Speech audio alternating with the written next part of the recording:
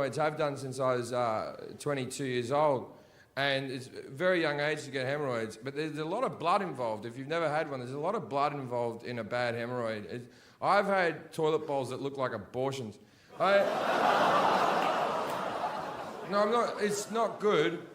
And the first time when you're 22, when you get one, your brain goes to ass cancer. You're like, oh, I got ass cancer. Because no one ever tells you about hemorrhoids when you're young.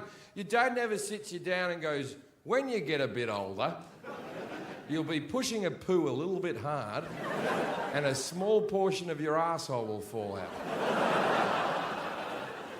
Now, it's nothing to be alarmed about. It's just part of becoming a man. So the first time I got a hemorrhoid, I didn't tell anyone because I thought I was dying, obviously. And I go to see my doctor, the same doctor I've had my whole life, and he makes me, I got ass cancer, and he makes me bend over a chair. And then he gets a rubber glove on, he sort of prods around my ass a little bit. And he goes, oh, you've just got hemorrhoids there. And I said, I thought that only happens to old people and pregnant women. And he went, and you.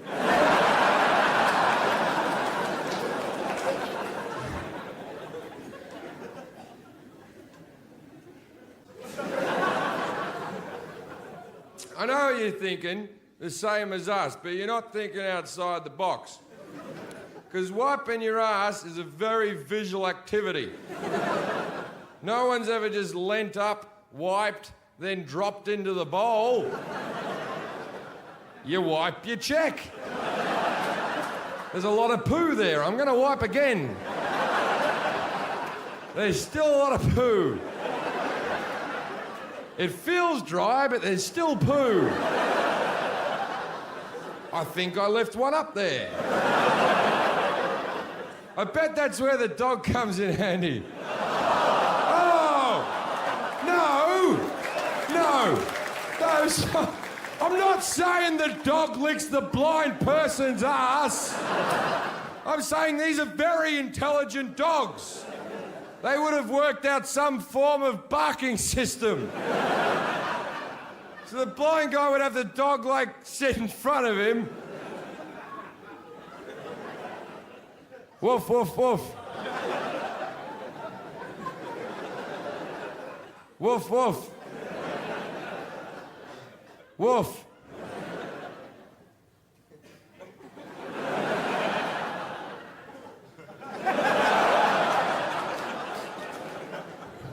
And they'd probably work out some special Morse code bark for when there's blood in the poo.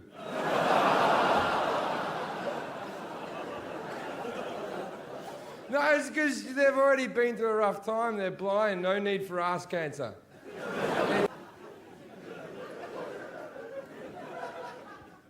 And then we leave, and as we proceed to leave, I pat Andrew in the back, and I said, Andrew, you've been a good brother today. He said, thanks, mate. And then we had a hug. And then we had that moment after a hug that Australian men have where we go, oh, get out of it, what's wrong with you?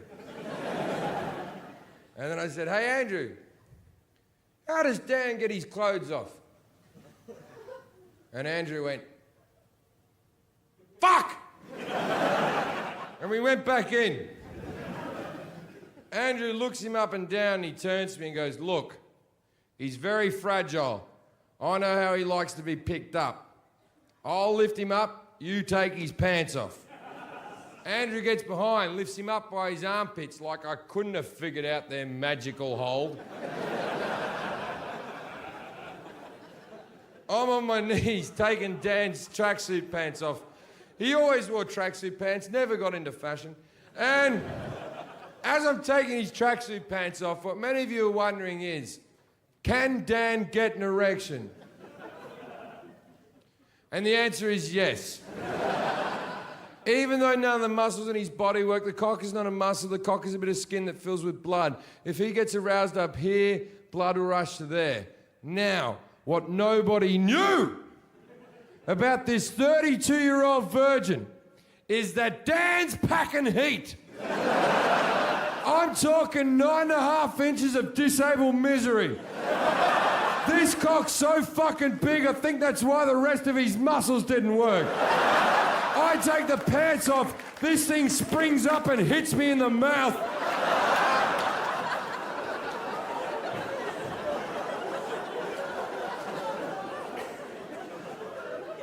Then the hooker goes, let's do the light.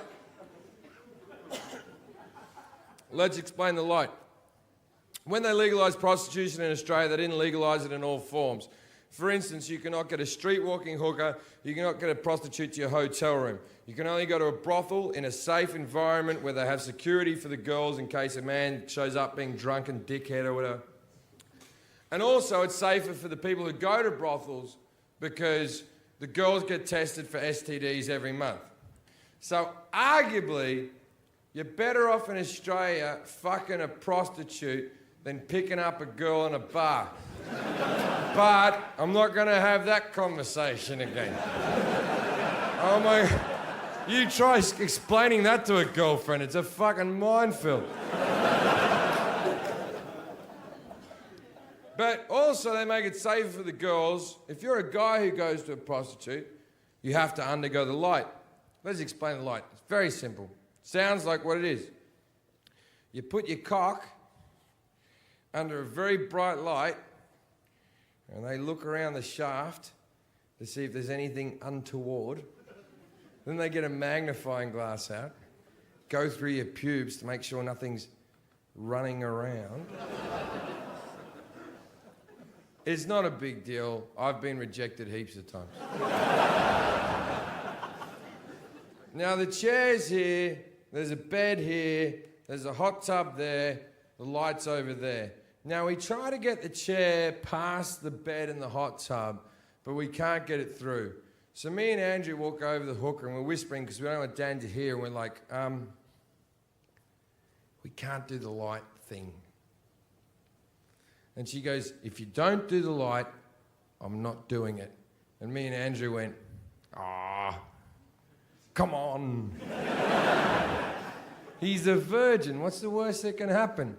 And she whispered, actually, I'm more concerned about its cleanliness.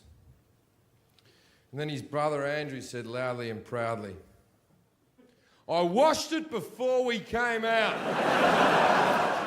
Now you may think you're a good brother, good sister, good mother, good daughter, whatever the fuck you think you are in this world. But you're nothing until you've washed your disabled brother's cock to take him to a prostitute. That is love, ladies and gentlemen. Tangible fucking love. So we looked at Dan, everyone agreed it was time to go.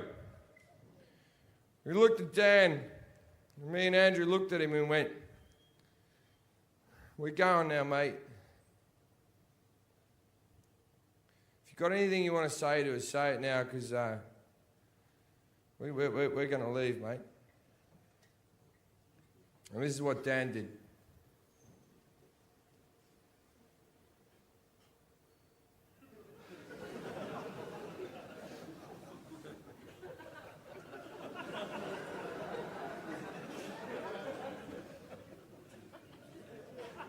You know, I just don't know what I will tell my grandson about what's happened in history now. I imagine I'll be 80 years old, and I'll be sitting in my chair, and my grandson will be out on the floor looking up at me adoringly, and I'll go, now, there used to be these people called Arabs, and they lived in the Middle East, or as you call it, the radiation zone. In 2020, President Macaulay Culkin got really upset with the Arabs and he nuked them all. But what Macaulay Culkin and the rest of the Americans hadn't realised was that China had slowly but surely become the superpower of the world. So while the Americans were nuking the Arabs, the Chinese nuked the Americans. And that's why we have no Americans and no Arabs. And then my grandson will look up at me and go, Masha Bawa.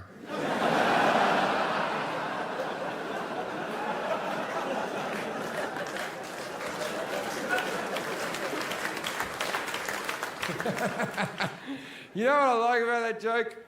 It has the feel of racism, but you can't pick the exact moment. Like, you know it is. It's definitely racist.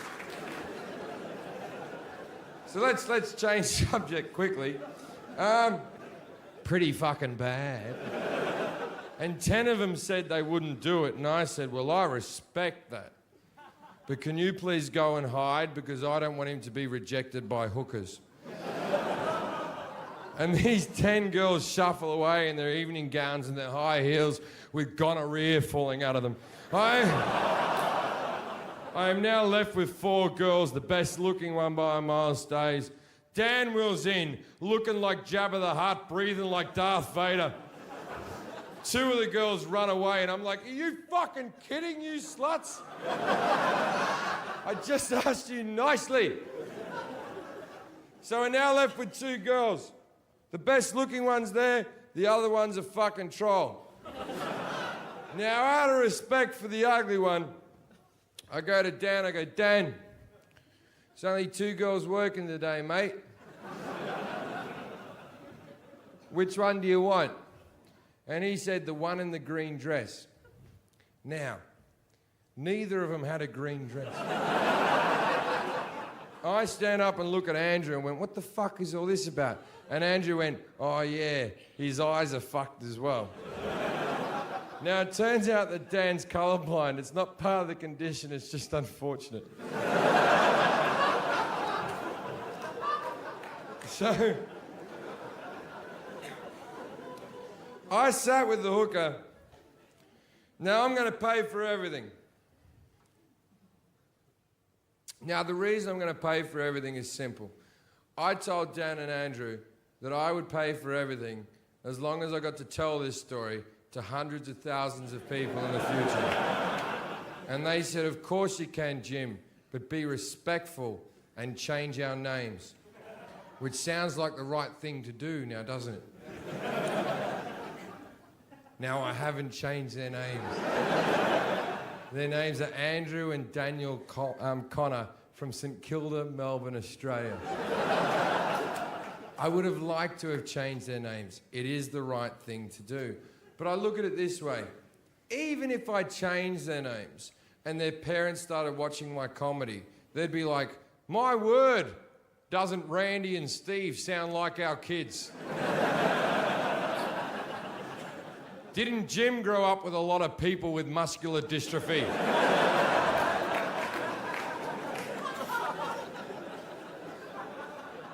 So I sat there with a hooker and I said, how much for the half hour? And she said, $180. And I said, I'll give you $250 because I realise this is a specialty thing you're doing.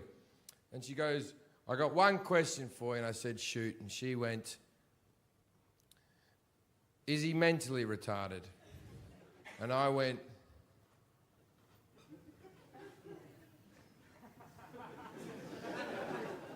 oh, yeah. That's what I do. I find mentally retarded people and take them to prostitutes. I'll be masturbating in the corner. He doesn't even know he's here. And she went, okay then, but if there's 2 of you, we'll go, no, he's not mentally retarded. It's his choice to come here. There's a good chance he'll die.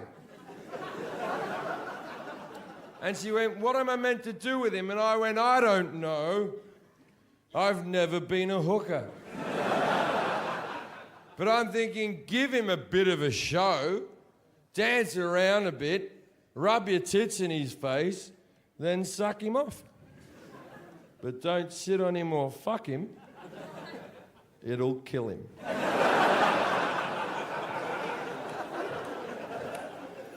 So we go up to the room, which thank God was on the first floor. And me and Andrew look at Dan like 2 proud parents watching us. I did that joke in America. I said lesbians have no sense of humour and they're not fun or whatever.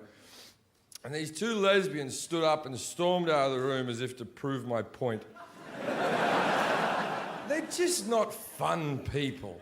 Gay guys are fun. I don't care how homophobic you are. If you're holding a dinner party and a gay guy shows up, you get a little bit excited, don't you? You're like, oh, fucking a gay guy. Oh, strap yourself in, love. Hey, I've got a live one, right? But if you're holding a dinner party and a lesbian shows up, you're just like, ah, oh, fuck me. All I wanted to do was relax and play Pictionary.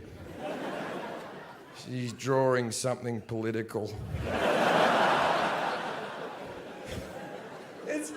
You can't even point lesbians out, and they're so fucking obvious. They're so obvious, but you can't point them out. If you saw like fucking, if I see like two lesbians in the audience and go, "Excuse me, are you lesbians?" They'll be like, "What? What the fuck? What? What do you mean by that?" Right? But if I see two gay guys in the audience and go, "Excuse me, are you gay guys?" They'll go, "Guilty," because gay guys fucking love being gay. The word gay comes from happy.